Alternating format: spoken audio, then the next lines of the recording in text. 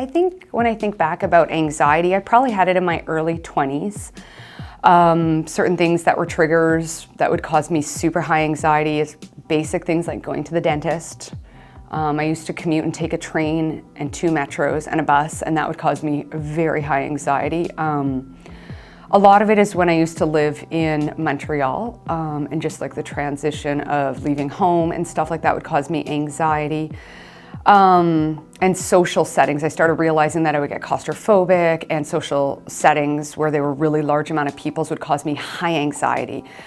Though I could go to concerts and deal with music and be okay, but certain other ones, when it was time to leave, I'd almost have a panic attack leaving the concert for the mass rush of people and the claustrophobia.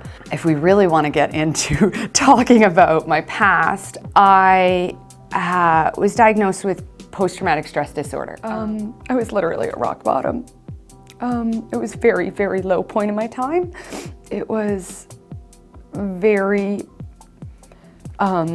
challenging, and I was referred to a place called Taking Charge, and most people don't know of this place, but it's absolutely wonderful. It's for mostly women, but there is men there where they help you get back on your feet. You go through this whole curriculum of education of dealing with this kind of stuff, of mental illnesses and getting a better health and feeling your worth, that you are worth something. I got a scholarship and I graduated with honors and I finished that. So then that was up. And then I've slowly worked myself back into finally being able to work full time, focusing on my fitness and using that. One thing that I've noticed over the last few years of just kind of getting myself educated is the difference between mental health and mental illness. My understanding is when I worked with, when I had an event at the beginning of June, I wanted to raise awareness and obviously the proceeds from my event to the Canadian Mental Health Association of Manitoba and Winnipeg. When I was reading their booklets and kind of working with them and getting educated, I understood that every human has mental health. But there are obviously many people have mental illness. So say for example, schizophrenia, PTSD like myself, I have anxiety, I have depression, and say for example, postpartum depression for those new moms that have their little babies at home. So everyone wants to have good mental health, and I'm a huge advocate for speaking about mental health. So for me, what helps with me to have that healthy balance of mental health to try to deal with my anxiety, my depression, and of course my post-traumatic stress disorder, PTSD, is running. I love, love, love running.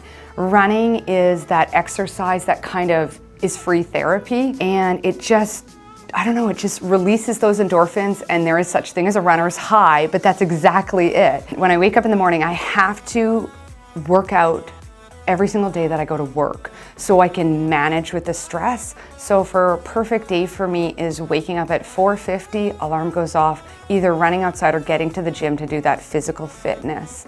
It's kind of like I think of it as, you know how you put on your pants one leg at a time? I have to get to the gym to kind of release that so I can start my day on the right foot.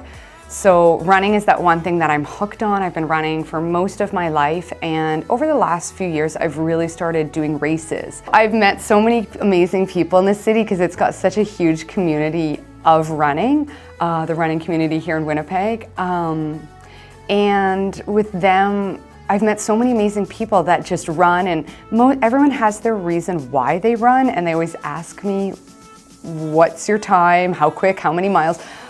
I don't know, I'm slow. Yes, I run all these races and I finish it just like everyone else. I'm just not the quickest, and I'm okay with that because I run for the therapy of it, to release what's going on in my mind. And while I'm running, I'm going through, what am I stressed about? What is causing me anxiety, whether it's at work, whether it's at home with my 2 boys, whether it's life in general. And then those phases in my life where I've had depression, where I don't want to wake up in the morning and I don't want to start the day. When I run, all of that just kind of clears that fog in my brain, and I just can focus and be a little bit better throughout the day.